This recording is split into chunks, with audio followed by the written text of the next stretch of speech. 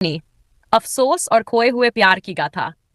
यह कहानी है अरुणा और विशाल की, जिनका प्यार एक ख्वाब जैसा था, लेकिन जो कभी सच्चाई में बदल नहीं सका। अरुणा एक खुशमिजाज और समझदार लड़की थी, जबकि विशाल एक संवेदनशील और आकर्षक लड़का था। दोनों की मुलाकात कॉलेज में हुई थी, और जैसे ही वे एक दूसरे से मिले, उनका दिल एक दूसरे की ओर खींचा चला गया। अरुणा और विशाल का प्यार धीरे धीरे गहरी दोस्ती और फिर रिश्ते में बदल गया। वे एक दूसरे के साथ हर सुख दुख में शामिल होते थे। एक दूसरे के साथ समय बिताना, बातें करना और एक दूसरे को समझना उन्हें बहुत अच्छा लगता था। अरुणा को विशाल का साथ हमेशा सुकून देता था। सुमित और विशाल को अरुणा की मुस्कान में जीवन की सबसे बड़ी खुशी नजर आती थी। लेकिन समय के साथ कुछ बदलाव आने लगे। विशाल का ध्यान धीरे धीरे अपने करियर की ओर बढ़ने लगा। उसे नई नौकरी मिल गई थी और वह अपनी जिंदगी में कुछ बड़ा करने के सपने देखने लगा। वहीं अरुणा अभी भी अपनी पढ़ाई और परिवार के बारे में सोच रही थी।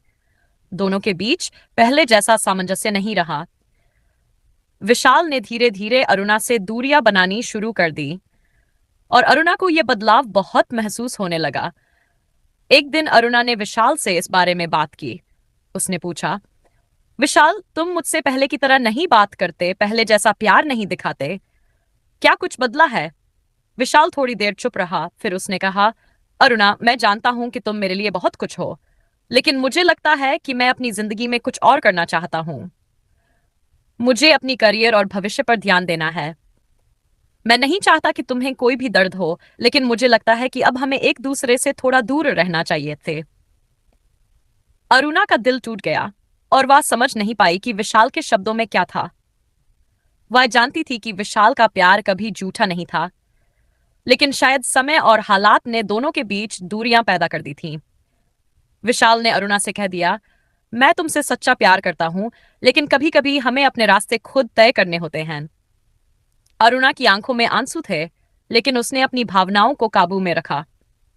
ठीक है विशाल, अगर यही तुम्हारा निर्णय है तो मैं इसे स्वीकार करती हूँ, लेकिन मुझे विश्वास है कि तुम जहां भी रहोगे खुश रहोगे। उस दिन के बाद अरुणा और विशाल का रिश्ता खत्म हो गया। समय के साथ दोनों ने अपनी जिंदगी में आगे बढ़ने की कोशिश की, लेकिन अरुणा का दिल हमेशा एक खालीपन से भरा रहता। उसे कभी समझ में नहीं आया कि अगर वे दोनों इतने करीब थे तो क्यों उनका प्यार नहीं टिक पाया। वह कभी नहीं भूल पाई कि विशाल के बिना उसका दिल कितनी बार टूटा था। कुछ महीनों बाद अरुणा ने विशाल से फिर से मुलाकात की।